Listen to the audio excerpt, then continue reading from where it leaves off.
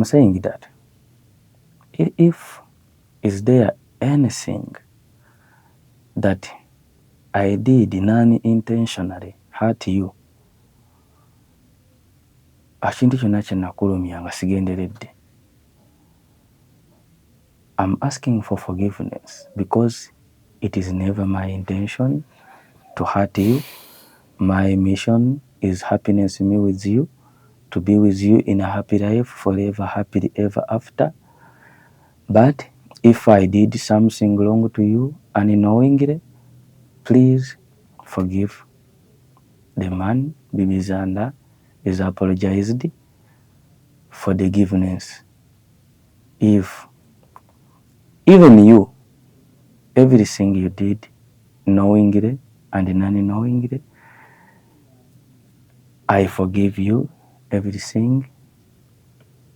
I don't have any problem on you. I wish you a better life.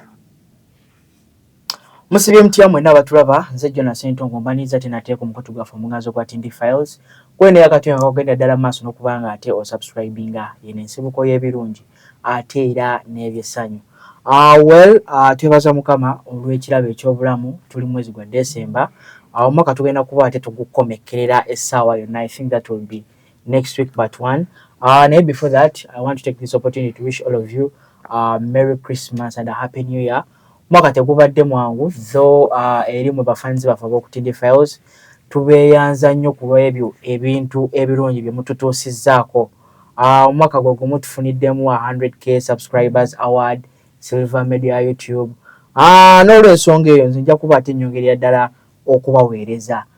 Tukwataganye ddala omwaka ogujja. We have specials for you. Muyogere bwongezi kubanga ate mwekuumidde ku mukutu gwaffe.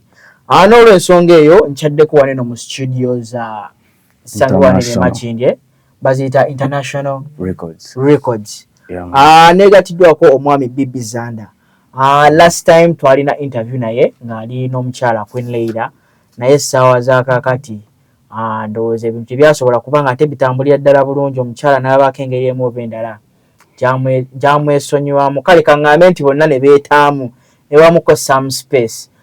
Ebibuuzo bingi olunaku olwaleero mbadde nzize Zanda ayongera okubanga ate atunnyonnyola ddala ki kyennyini ekyagendera ddala mu maaso n'okubanga ate kituukawo masekkatiige ne Leila. Nga tetunnagenda ddala mu maaso kansaba atubuuzeeko ate twolekere kirese olunaku olwaleero. Zanda ogamba otya? Ali fiti. Obulamu buli butya? Obulamu we buli we buti tugezaako bukwasaganya mpola mpola. Buuza kuba tulaba. Yo abatulaba kansubire mwena muri fiti amanya bampita Bibi Zanda Mr. Ago. Ndi musajja muyimbi. Waliwo ekisukka kwekyo. Kyewandiyagadde nso okumanya. Oli nabagamba ddani musajja musoga. Ne nabagamba gye nzaaliddwa byonna ndowooza twabyogerako. Okay, twabyogerako ebyo. Olunaku olwaleero nkusanze mu studio teweewummuza.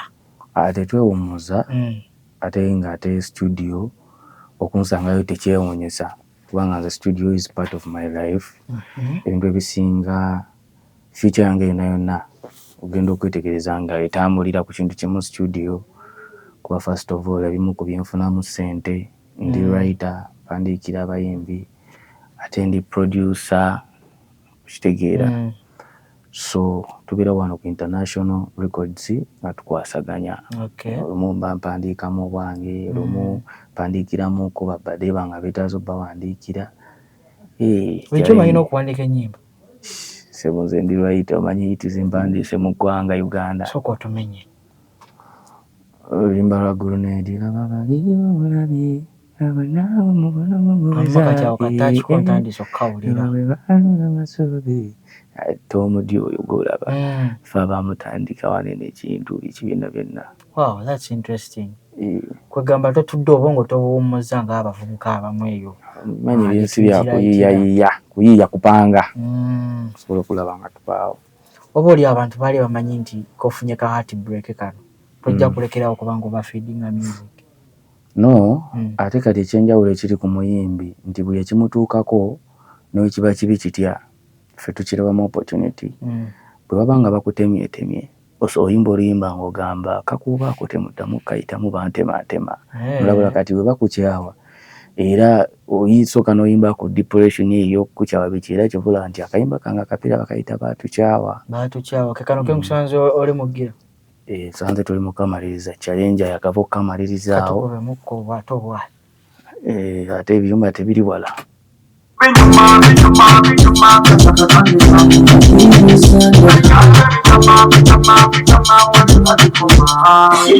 yangamba nti bw'omu okusinga exiwe kino obulungi bwe ndikateekako maxize nalowooza nti mmaze nze naye omukwano gwe Uganda buli anozaako agamba nti wuuya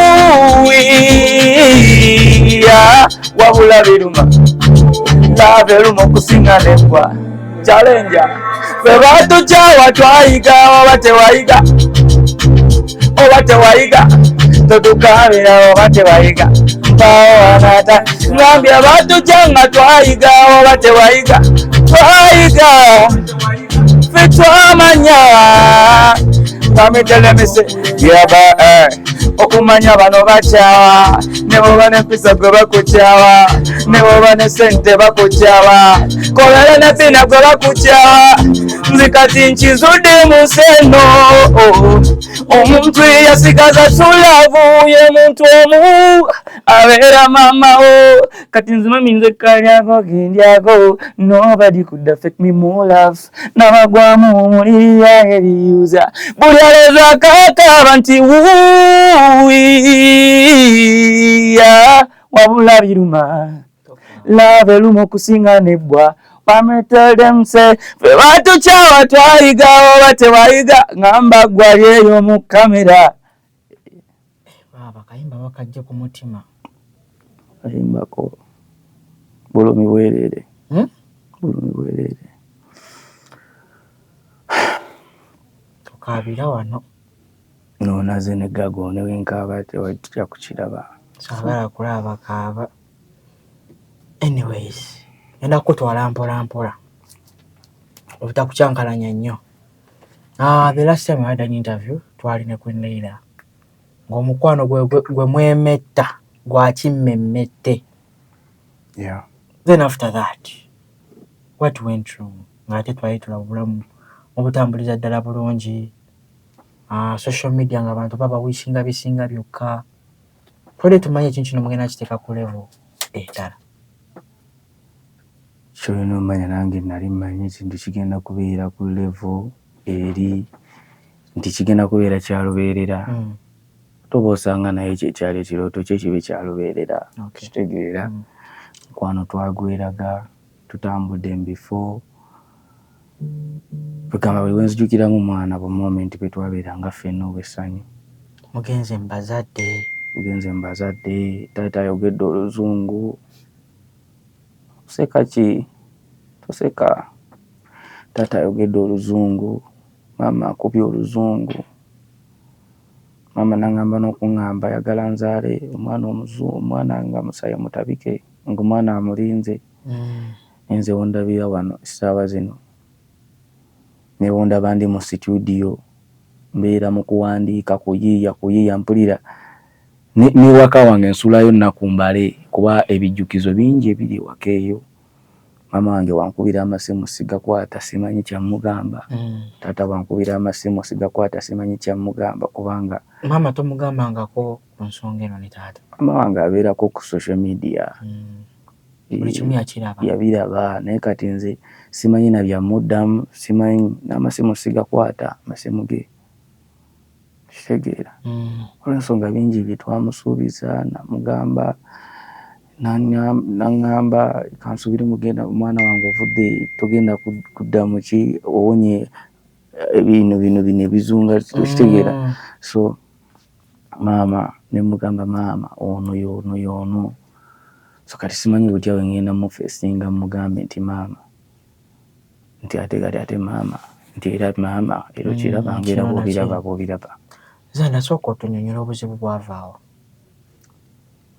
obuzibu obusinga bwe buva nze wendowooza obuzibu bwe buva obuzibu buva ku byanfuna ate bityo buzibu bwava ku byanfuna obwatwawula nze ne Leila batya olwaki ngamba ebyenfuna nti twatuuka ekiseera nze nga nze Zanda nga abantu tebakyankubira masimu nina bakyali bange bempandiikira nina n'ennyimba yimbamu nga omanyi ninamu buyiti bwange buno kondomu no sexy noyimba ne bakuwaayo ekinaana kakaddo kitegeera kati ensi bwe yalaba omanyi ffe bannayuganda tulinamu endowooza eri nti omuntu afuna omuzungu obulamu buba bukoze butya buteredde mwana so okusinziira ku bye nnawulirako mu bakyali bange eyo bwe bandaba nga nfunye omuzungu abamu ne batandika n'okuntya bwe mbadde nsobola okuyimbira kakadde akamu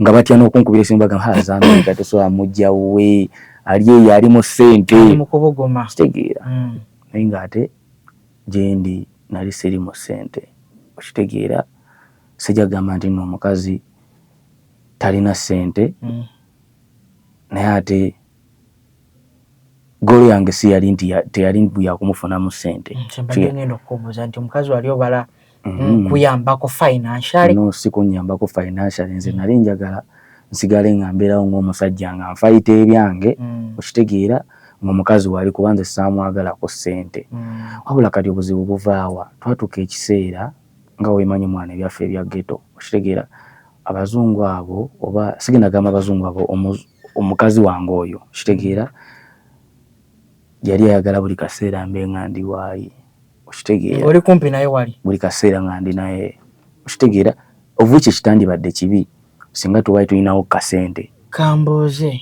yali agala obeere naye buli kiseera mweragalaavu biki akulabako wali otudde ate nga tamanyi nti yakusanga okola emirimu gy'okola gye gireeta ssente waka so nga bwe mugamba jjukira ebyaffe kati bya studio okusinga kati nasuze wano ku studio nga nkola okitegeera okunkubira akasimu kwe kuzuukuka ebiseera ebisinga ffe mu studio oba abayimbi tukola nnyo ekiro okitegeera emisana abaproducer baba beebase bayimbi tuba twebase kuba ne wegiba zishwera nazo za kiro so obwekiro gwe emisana gyaffe okitegeera so waliwo ebiseera ebimu kuba yali nga tayagala nve waali ng'ayagala wema nvaawo ate situgende ffenna okitegeera netayomu yatuuka mwana nga tetulinamu kasente mwana jjukira sikyayingiza ate ng'omukazi ye nga ye singa asobola okufunamu akasente ako mbu simanya akagula ebyokulya naye nga nze omusajja kiba tekinzigukira nze ebyoto byange tebikoma ku kulya okitegeera nga mugamba nina okgenda njiribe nina omwana okitegeera omwana nina omusindikira ssente school fees biki byonna nina okukola video kuba nze manager wange buli kimu okitegeera kati nga ye ayagala buli wema ngenda oba studio tugende ffenna era oluusi nagendanga naye okitegeera naye nga waliwo olumu wennemererwa nga sigenda kusobola ku affordinga amafuta ga mmotoka okitegeera kutuuka ku studio olumu nenfatawo akabooda okitegeera nfatawo akabooda newebikkako bimasiki biki n'olinnya ate togenda kumulinyisa booda abantu bakulabe ng'olinnyisa omuzungu booda okitegeera ensi yonna bamanyi nti omuzungu kiso bwe nabanga nga nsobola okwaffordinga emmotoka twagendanga ffenna kazibe esho za mu kyalo naye bwe nabanga sisobola kwaffordinga nga nina okgenda ogiribamu ng'omusajja nga nina okumuleka ewaka ebimu ku byasinga okukola ki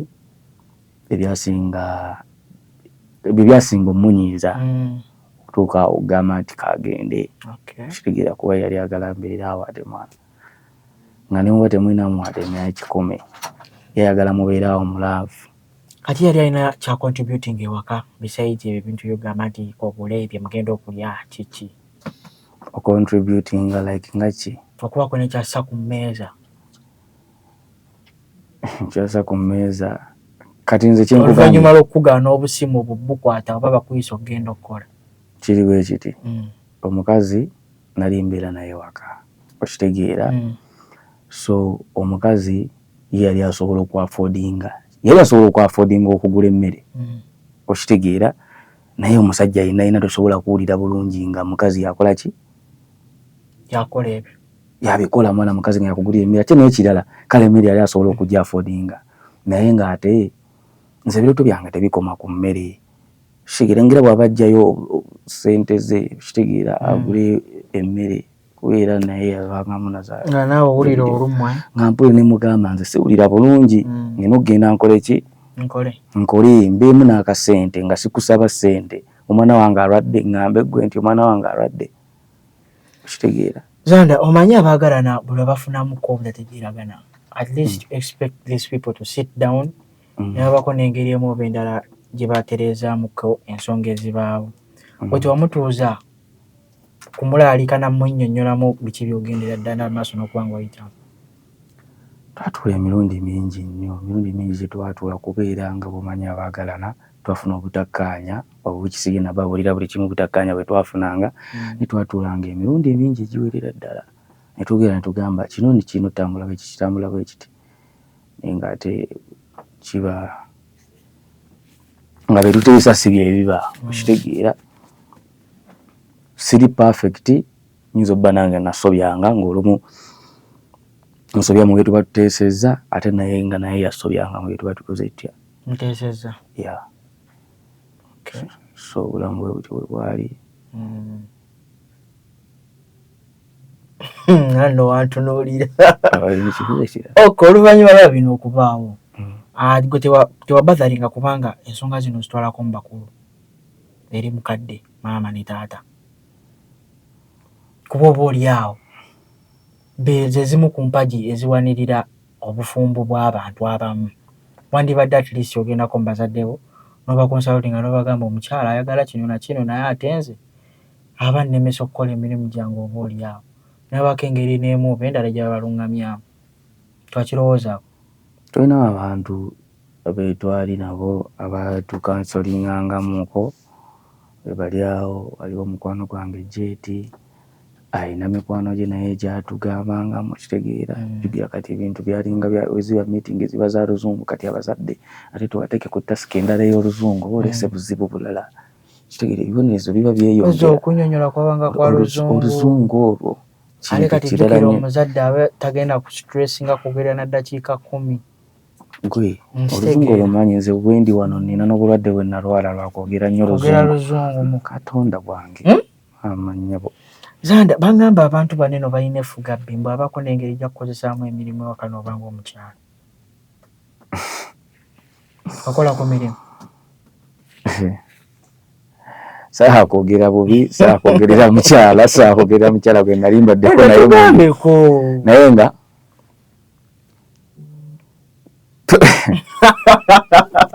kyesobola okugamba twaliwo of course emirimu nga ngikola naye nga naye akola ki kati muganda wange dabayo osobola okwewala okukola emirimu mutuusa ekiseera tokyava waka genda kukola omukazi ayagala mubeerawo mulaavu kati ali mu kusiimuula ali oba mu kusiimuula oba ali mu kulongosalongosa ntebe gobeerawo ng'omutunuulidde yaddeyo neyeebiriza ekyemisana olina otegula amasowaani nange olina okudda amabaafu okusooka okunyekumbula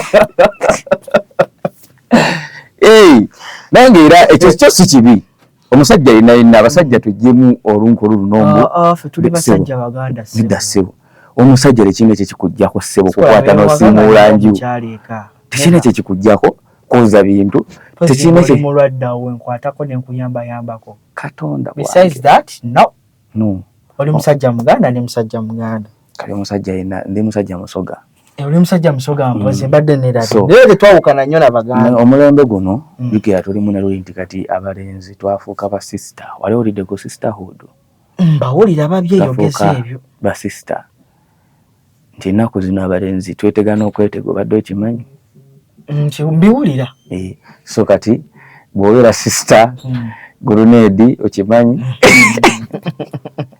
gurunedi ani omulala junior sister junior ogamba otya Shalom ebintu ebyo babitegeera bo so naye nga tekinzendooza tekina ekyo kikuggyako omusajja akola ku mirimu gy'awaka naddala ng'oli waka oli aide waka abasajja bangi bakola emirimu mu kalantiini ssebo ate kati kino kye naliko nalinga ali mu kalantiini nga nina obba ewaka ssebo awo nkufunye naye era engeri gy'oyogeramu omukyalo ono okyawulira nti okyamwagala wakyaliwo kaaka kyabagatta mwenyumya tetunyumya Menga ye omukyala ye nkyamwagala yakwagala simanyi ate tusa kuyimbira akayimba ka Betty Mpologo atakwagala oba omulaba okategedde naye nga kyona kyekiri ffe mu relationship yaffe twafuna obutakkaanya bungi nnyo bungi ate nga sirirwedde kuvaayo mbu bagambe wano mu kamera kubanga ate mba nfuse mukazi. Okay, ekyo nkitegeera. Omanyi relationships za njawulo tetubeeramu tufunamu ebyo bye tuyigira ku abo bapartners baffe yadde ng'ebintu bitambudde bulungi. Bintu ki bye wayigirako n'omukyala? Bye nayiga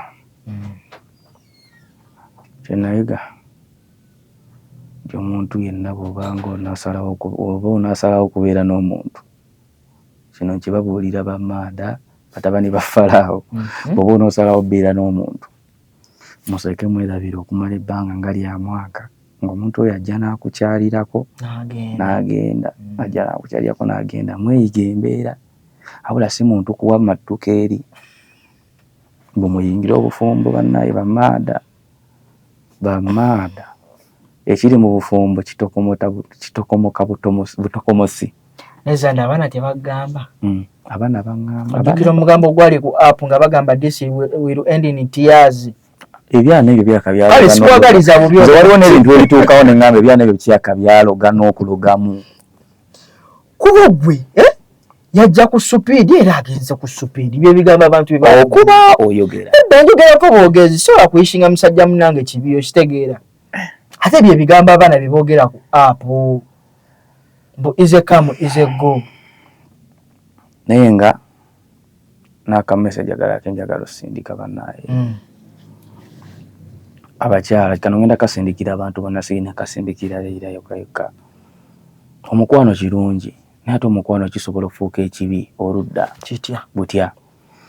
Omukwano gusobola obbalomya obwavu bw'obanga bbaawo yesi bbaawo mwagale naye ate tomulemesa kugenda kuyiriba kugenda kukola kuyiga ssente kufata okitegeera kubanga kiba kitegeeza gomanyi omusajja buli wabanga talinaamu kasente mwana naye abeeraawo obulamu bwekoze atya nga takyabitegeererako ddala abeeranga akakoobu kasi kitegeera kale ate teri kintu kyasinga kunto kyalinga mu relationship eyo nga kuba mu bulamu nga ensi yonna entunuulira ne bw'osanga kyaliwo presenter kusanga kyaliwo DJ kusanga kyaliwo challenge producer abadde akubira ennyimba n'omwokyayo omwokyeyo ekyana bikinga bakyali okitegeera amanyi wakikuba akubalira kisinga ko agaba Zanda kati sebo njagala miliyoni 2 sebo Zanda okyagambwako okitegeera nga abadde akugobadde waayo ekyabiri ku TV n'akuyisaawo DJ agamba njagala bukadde 5 bumeka sebo Zanda oli mu ssente kufuna nenga ate sirina muno mbusi sibangako na mu ssente sibangako mu ssente sigadde ghetto youth musajja nga wendi ekinene nnyo omukazi kyesigenda gamba mbuno mboba sigenda kyegaana olumu yatetenkanyanga bambi ku busente bwe bwalina obutono n'agula ekyokulya nga biganye okitegeera kisijjagira naye era ebiroto tebikoma ku kyakulya nzimanya noyiriba ye mukujja ali akimanyi gw'olinamu oyimiridde mu byenfuna namugamba amagote youth ame hasola okitegeera ndi wenti buli kimu nakitegeera era nali musuubira okuntegeera bambi ategeere nti wadde laavu eri bawanga alina okugenda ayiribe kitegeera afune akasente akomewo otudde mu mukwano tweyagale nga kyekyo ekyalemesa relationship tewali mbunombo oba ki so kati embeera zonna bwe zaatukangawo ng'olumu mba nina okugenda njiribe naŋŋaana neŋŋamba ŋŋenda oba yaloza ogenda muwendako andikati era kwoseera kitasussaawo yakigambako era javaayo naye abanyonyola tewalinamuko ku mikwano emiwala egyo sirina kati nze kugambye oba ne sisita wange namubulokinga buli muwala nga teri muwala nkubira omuntu gwe sabulokinga yekka ye maama naye nga tewali muwala nkubira okitegeera nsonga ki ensonga ze zaali awo endala ensonga yali ku ssimu Otya? Essimu. Olomba essimu ebadde ki? Essimu yange mbu tamanyi password ya ssimu yange. Bunga ajagala. Ayagala password y'essimu yange. Kati ate ng'ateera password bw'ogimuwa okitegeera. Olabeko omuntu nga ye anoonya trouble kyokka. Yali takwesiga olwo. Mwana. Nga olabeko omuntu essimu n'asooka agenda mu WhatsApp yonna n'atabayo kyasangayo. N'agenda mu message n'atabayo kyasangayo. N'agenda kati n'atandika kugenda kunoonya. N'anoonya mukolo n'atabayo kyagendayo. Kati n'agenda mu TikTok mu notification yasakinze kwani. N'atalabayo kyagenda agenda mu walayikinze. Kati nga bannaye kakutande ng'olinamu ekikazi kye walayikinze. Oba kirayikirize by mistake. Oluyombo lwawe kinamba. Okutukuba kumalako muntu mirembe. Segeza okwemba yali ayomba. Kasongo. Naye nga bwe bityo bwe biri. Sigenda kwogera bingi nnyo bisukaawo. Kuba wenjogera ebingi bisukaawo nyinza okuba nga oba ayingira mu privacy yoli wali wanzijukizaamu kaawo nangamba nti interview eri yasooka gye twakola wamusuubiza okuba empologoma tewaba mpologoma eyo. Sya sebo nali mpologoma. Sya obadde ki ndowooza ne bwe yatuuka kubanga kale nga tayagala nve waali kitegeera omukakasizzaako nga benyamnyam dem chiki dem kati ngalowooza abalala bajja kulya ku bbogoya naye ngamba ngenze kuyiriba. Wabikola byonna nabe kati naye ng'era naye nga omukyalo oyo nze mwagaliza birungi gy'ali nange nimugezaako kuba bulungi gezaako kupangapanga mbe bulungi mwagaliza birungi gyali simulinaako buzibu era bambi batimu bibizanda temunkolerako mpalaniraako temuvuma mukazi mbula kuba mbu ate zanda ekyalina ezanda mbufe batimu zanda katuvumeyani they seize fire. They seize fire. Oyo mukyala wempagira ate abantu bamu muvumo bamu mu attacking etemba musajja musiru nnyo kubumu tubasoobera okuddawo Katonda bwange tekisoboka winza bwa Mukama basalawo nti tuddewo Katonda yali waggulu wa buli kimu basalawo nti tuddewo twatugenda kuddawo bawajja kuddawo. Okay, bwakya lunaku lumu ng'akugamba nti nze mpakidde ebyange ngenze ku lunaku olwo lwe yagenda nzijukira ku lunaku nali siri waka namugamba namugamba ngenda mama wange ankubidde essimu kubera naye yamulaba ng'akubye mama wange alinamu obulwadde obutera omumusumbuwamu era bumanyi bwe sigenda kwogera wano so mama nampita ngendeyo mbeerewo kuba bali bamututte mu ddwaliro so kati nengenda nali nkyali eyo wa maama nemugamba nemusindika message nemugamba ngenda kukomawo nkya kitegeera so namusindikira ka message kona kamusindikira sawa zalinga 2 sigenda owera sawa nga 6 ez'ekiro nga fanda nkubira omupoliisi wokka ku kyalo wetubeera kangamba ero this is police officer where you live Zanda do you know Raila ningamba ate kakati nkoze ki Katonda wange kangamba amugamba yes I know her she's my wife ngafanda ngamba she's leaving she's telling me she's leaving she's tired of you amangu ago ngamba fanda gwa kuwadde ensonga ki nti lwaki agenda okitegeera kafande fande nangamba mbu you don't want to give her time she send you messages nga olina gy'oli eyo agikusindika n'oyisaawo eddakiika oba nga 3 oba essaawa ndwawo okuziddamu message naye kirala communication nabutagala mbuba kumuwa ssimu yange kugikebera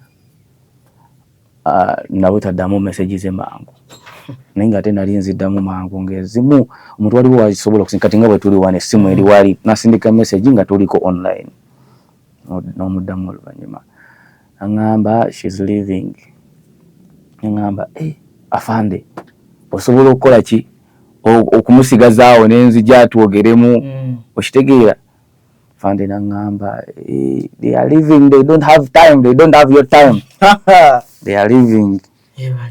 So kwe kugenda kiro saa mukaaga yagenda nani ku poliisi yagenda ne Miki eyakubira Miki n'ajja n'amulekera ku poliisi yakubira Miki kiro saa meka mayi Miki kyaliwe yakubira Miki n'ajja n'amiki tuba tuli awo tulaba obuvidiyo ng'ali ne Miki ku airport beewo obuwaaga ki abantu ne batemera waawo omugambo nga bamanyi Miki yeewangula eddereera. Katonda wange bali bamikwano era Miki nze yaŋŋamba omukyala yamugamba nti Miki kyaliwe ate nange kyali wange okitegeera so omukyala yamugamba agenda kukwata keesi ze atambule paka ku airport asula awo okitegeera of course abakola kintu bwekityo kyandi nfaananyiza ate bubi okitegeera ne bagamba bazandagobya omukazi oba kyo kitegeera so ng'omukwano era kuba gwe mukwano gwalina wano Uganda Bashi wa Miki ne Miki okitegeera so ng'alina okujja amukime wekuba kwavinga kufuna space amutwala ewaka era ne bagenda ku poliisi kyabatwala ku poliisi otegeeza poliisi neme kugamba mbu waliwo ekintu kyange kye bagenda nakyo kijja kitegeeza ku poliisi so n'agenda ewa Miki bayamalayo wiiki emu ewakaawe amalayo wiiki emu yaddako Bashi n'ankubira awo n'aŋŋamba agenda kugenda ku lunaku bwe ruti n'aŋŋamba nengezaako mukubira kasimu naye mubuuza ate omwagalwa natakyakwata yakutadde dda mu blacklist amasimu tebakyagakwata so bwe bityo bwe biri oyinza osanga ng'alina ensonga ze naye ezamuleetera okugenda ezisukkako ku nze zemmanyi ne bwe mba nga mu nsonga ze nga zirimu eggombo oba kyonna kyonna kye nakola mu butamanya nze kye nsobola okugamba intention yange tebangako yakumuleeta Uganda kumulumya oba kumuyisa mu bulamu bubi ekyoto kyange kyali kyakumuwa ssanyu tubeere happy nze nga ndi naye ne bwe mba nina ewantu wonna we nasobya baami nsabye onsonyiwe sitegeezangako okulumya kwogera mu Luzungu ate awulira Oluganda onzisse otyo. I'm saying that if is there anything that I did non-intentionally hurt you, akintu kyonna kye nakulumya nga sigenderedde, I'm asking for forgiveness because it is never my intention to hurt you. My mission is happiness me with you, to be with you in a happy life, forever happy ever after. But if I did something wrong to you unknowingly, please forgive the man. Bibi Zanda is apologized for the forgiveness. If even you, everything you did knowingly and non-knowingly, I forgive you everything. I don't have any problem on you. I wish you a better life. Wegoza akazungu ssebo. So nayigamu ku Luzungu. Kiyumba tekyakusabya bwerere. Mana badde kyolo. Okay. But I'm not searching. Okimanyi waswaziza Kojja Pazo. Kojja Pazo oyo y'omu ku basinga oleeta obuzibu. Yakuteekateeka. Kojja Pazo yanteekateeka nanteekateeka ate lwamala Kojja Pazo. Kojja Pazo yali yeekubira yafuka omujjonkezi kojja puzzle yatuuka n'afuuka omujjongozi gomanyi omumanyi kojja taba kojja wa muntu omu yekka abantu bangi mwami na muki mwami na musajja kati twamuloperanga emisango kojja nga yeekumba saidi ya mukyala yokka kati naye kojja puzzle oyo kojja puzzle gwe nawe oli kojja wange kika kiyinza okungoba we tulwana naye nga kojja puzzle oyo be basinga oleeta obuzibu be bakumamu nnyo omuliro kojja puzzle oyo golaba olunaku lumu nava ewaka nga bwe nkugambye nga nina oyiribamu nga tuzze kuwandiika oluyimba ensujju kitegeera tuzze kuwandiika nsujju alina oluyimba lwe baluyita nsujju olwo lwagenda otegekerako ekivvulu mulimu byomutwe gwa bibizanga kitegeera omukulu ye yampita ne mugamba siri fiiti sigenda kujja naki na mmotoka kanenye kabooda sebo nenzija nga tulinnya nenzija ku studio tumaliriza okukola ensujju kojja puzzle tutuula mu mmotoka ya puzzle teyantuusa waka yankomya mu kkubo nga ninnya akabooda nga nzira ewaka kojja puzzle yanzijongera nga luli mu mulopya ne mugamba n'agamba omwana oyo namuvuga nemutwala nemuteka nemugamba dde ewaka alabika yagenda wa Bunnakiganda ne kojja puzzle okumuzijongera bwotyo oba ofaaki ate simbadde sitegedde nategeera ebintu mbadde mbeerabidde twasema okwogerezeganya nti ogenda nasiramuka nasiramuka agenda kwetumba Yusufu tewasiramuka nasiramuka era ndi musiraamu kati wazzeeyo ndi musiraamu nagamba asaasiramuka lwakuba nti mukazi nasiramuka nga nkyagadde ndi musiraamu era abasiraamu salamu alaikum oluvannyuma lwokuba nga Leila agenze ne zijja zimuleeta omukulu Leila Uganda namulaba ng'azina kasonga awo ayimba obuyimba kwegamba nga ye alaga ate ku saidi y'essanyu jjereere Leila wamukola ki?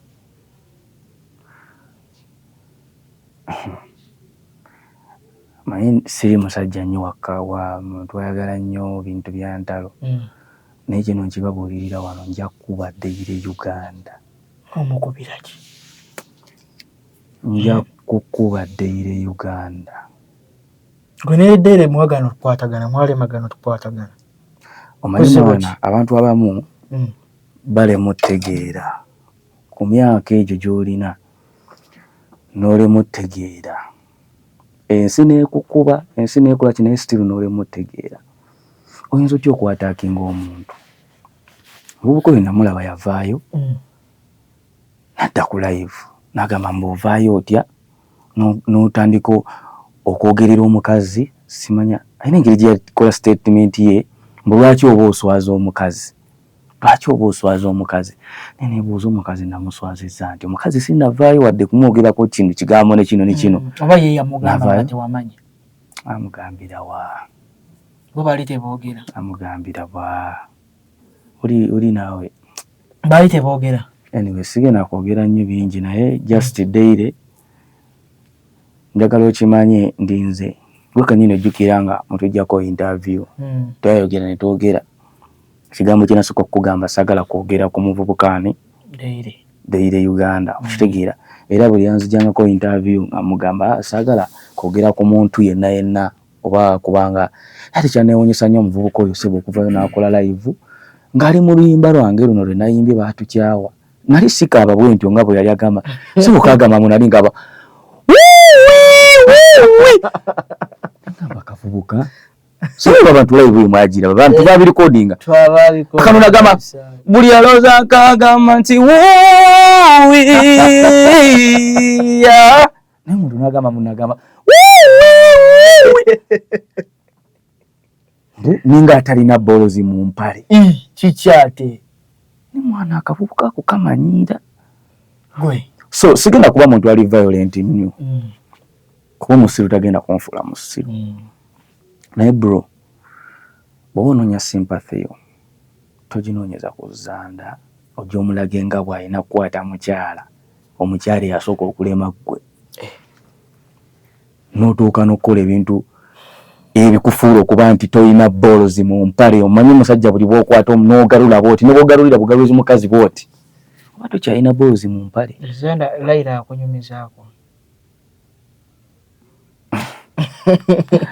naye nga saagala kwogera bingi gwe munyongo w'eggulu.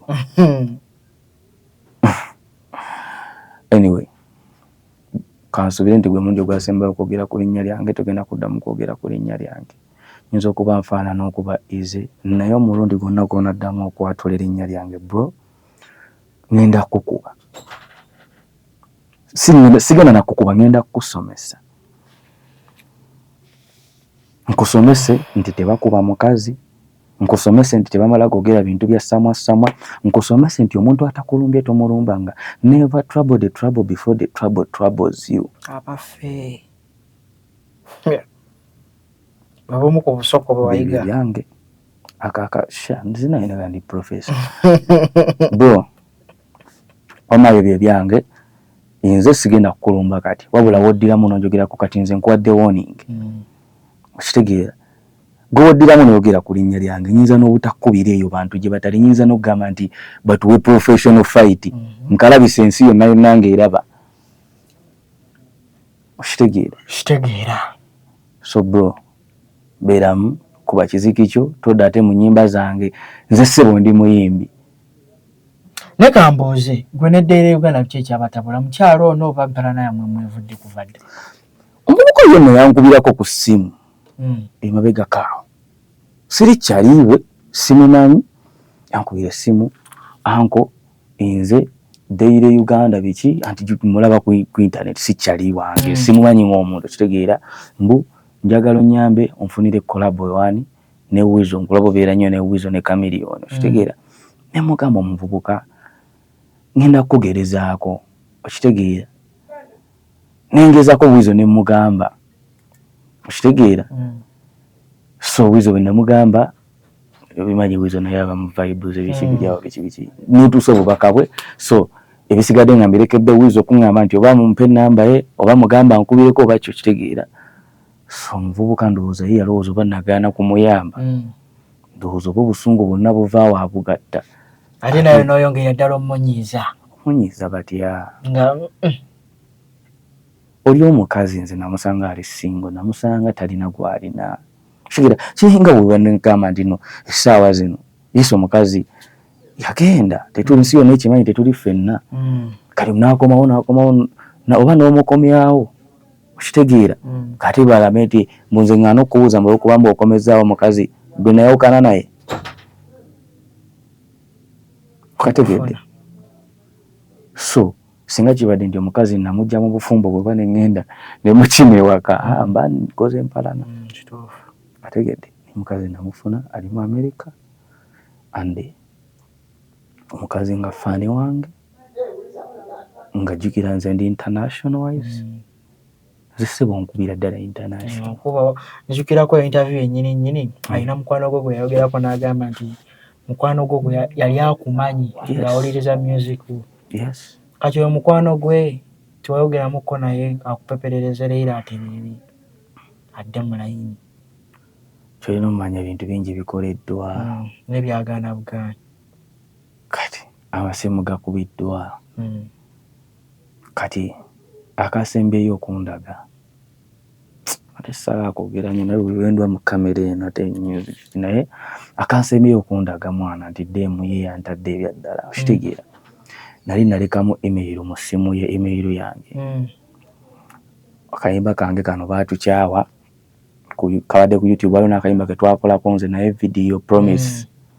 Omukazi yagenze ku YouTube bulungi n'asangulayo kali kaali mu video promise. N'asangulayo n'akayimba kange baatukyawa. Kitegeera. Ne message nenzimusindikira simanyi oba yazirabye. Ndabe wano. Ndabe nizogamba nti ate omusajja atandise kuwaayiriza mukazi. Ngamba te lwaki omukyalo ono atuuse ku nsonga ey'akasongo.